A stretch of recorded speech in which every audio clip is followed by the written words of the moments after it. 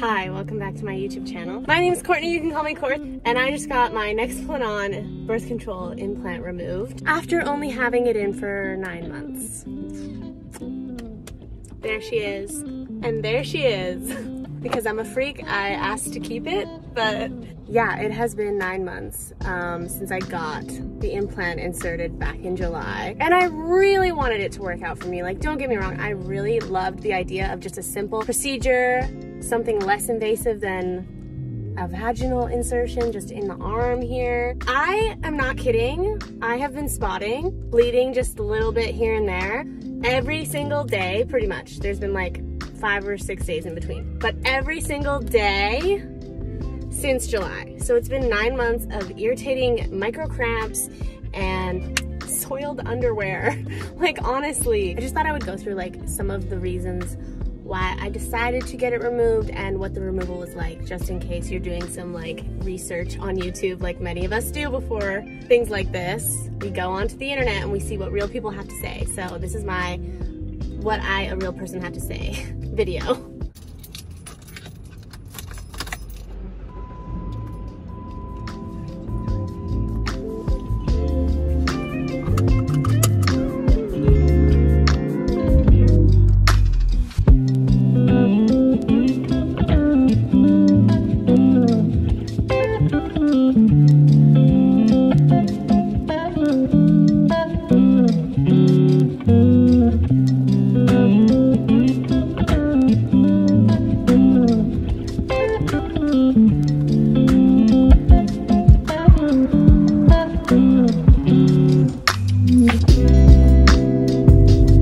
Just moved from one parquet to the other.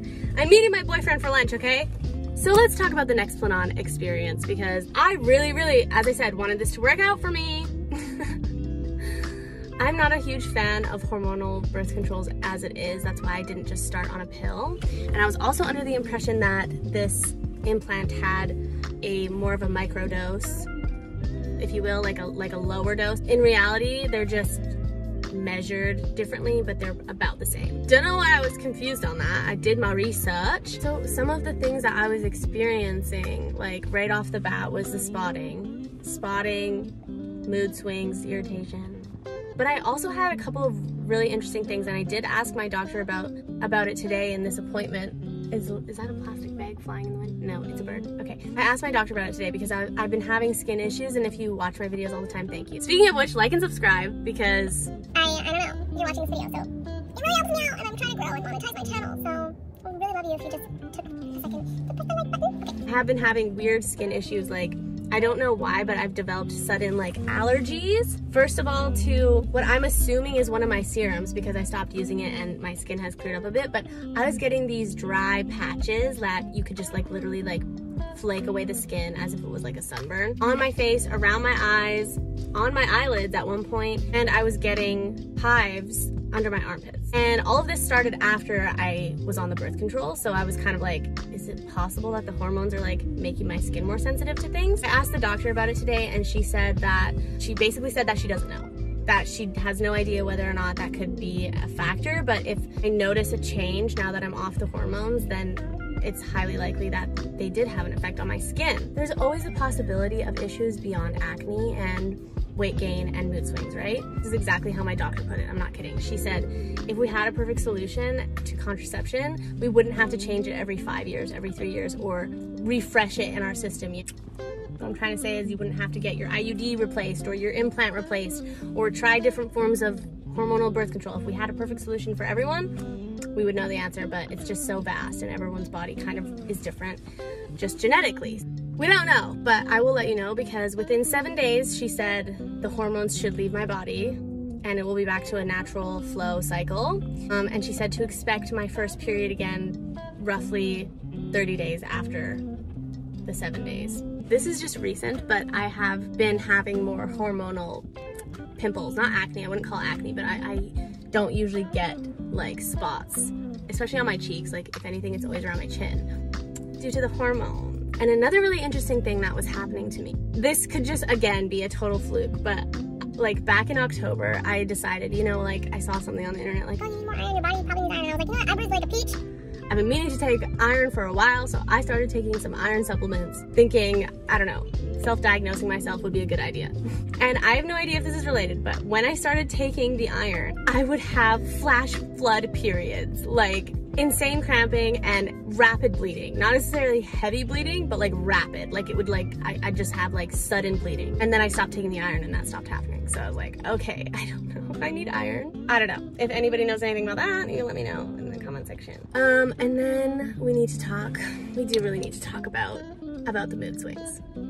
Because I had a breast reduction, gosh, like 5 years ago now. I made a video on it. If you'd like to check it out, please do. My small boobs are like so precious to me. Having a huge chest as like a teenager, like I was so insecure and I felt fat, like overweight, even though I wasn't. I just felt like I was a big boob and that was it. As I was on this hormonal birth control, I noticed I was starting to gain weight and especially hold on to like a lot of water.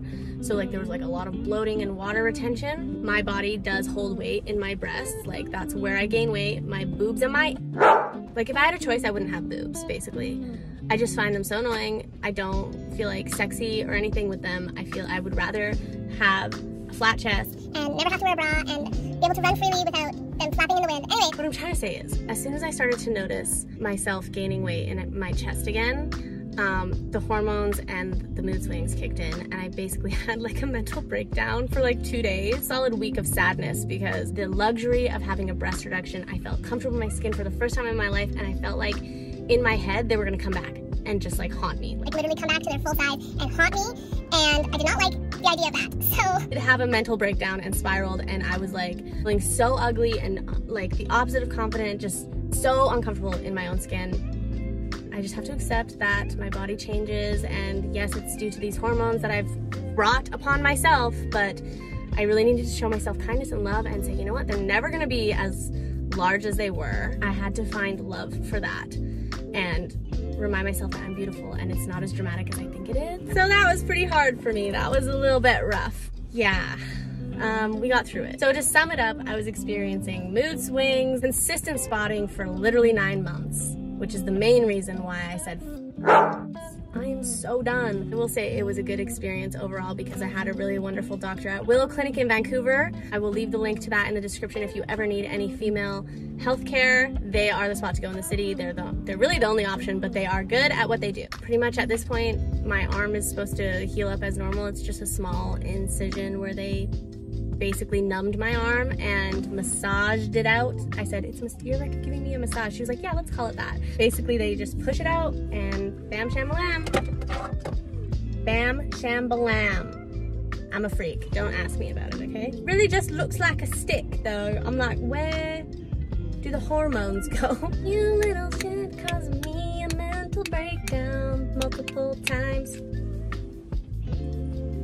Nexplanon has worked for so many women and I am jealous that I am not one of them, but I literally could not handle the spotting anymore.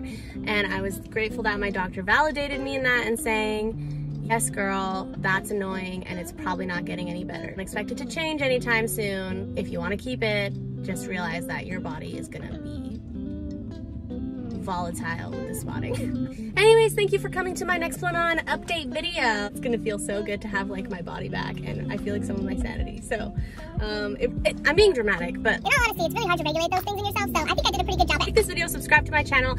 I work in film. I create content around film and the film industry, and I also do fun little reactions on this channel. So this is part of my like lifestyle content. Anyways, if you liked it, stick around, and I can't wait to see you in the next one. Bye! Hey, it's me. I just wanted to show you because I took my band-aid off of my arm today. Like, I don't even know if, like, there was a band-aid and a wrap around this, but I don't even know if there's padding under there, if it's just glue. But that is as big as, basically this is as big as the incision is, and I anticipate that the band-aid will fall off in the shower. It's very chill and minimal pain. I didn't feel like it was very painful at all. In case I didn't mention that really throughout this video, which I didn't. Okay, I gotta go. See you guys later.